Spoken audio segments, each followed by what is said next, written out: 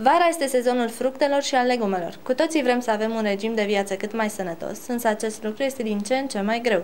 Roșiile, cele mai răspândite legume ale sezonului, sunt tratate chimic, iradiate sau modificate genetic. Roșia, cea mai populară legumă autohtonă, a suferit modificări. Tratată chimic, ea și-a schimbat culoarea, gustul și aspectul.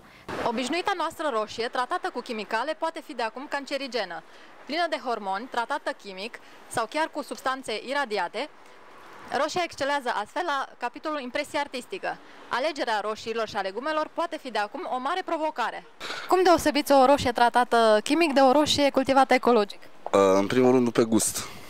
Deci cea ecologic nu are aproape gust deloc și este un pic mai deschisă la culoare. Deci să fie mai bine coaptă, să nu fie deci la capăt să aibă verdele la... Așa după cotor, la cum sunt ele, cotorul la cele tratate ecologic, sunt mai tari cotoarele și sunt mai verzi. Piața românească de legume și fructe nu mai este sigură. Se umblă la structura genetică a roșiilor pentru a obține o rezistență mai mare în detrimentul calităților nutritive. Țăranii din marile bazine legumicole recunosc faptul că nici produsele lor nu mai au gustul de altădată. Cu toate acestea, cei mai mulți dintre ei cumpără semințe din import, care le garantează o producție superioară. Despre semințele pe care le folosiți, cum știți că nu sunt tratate chimic? Recoltate de mine de anul ăsta și puse anul următor. Uite, vă dați seama că nu sunt tratate chimic.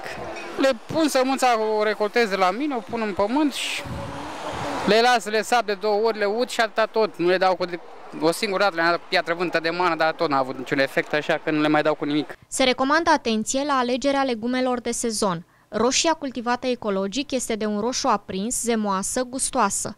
Ea conține acid folic, calciu, potasiu, vitamina C, calități de care merită să beneficiem din plin toată vara.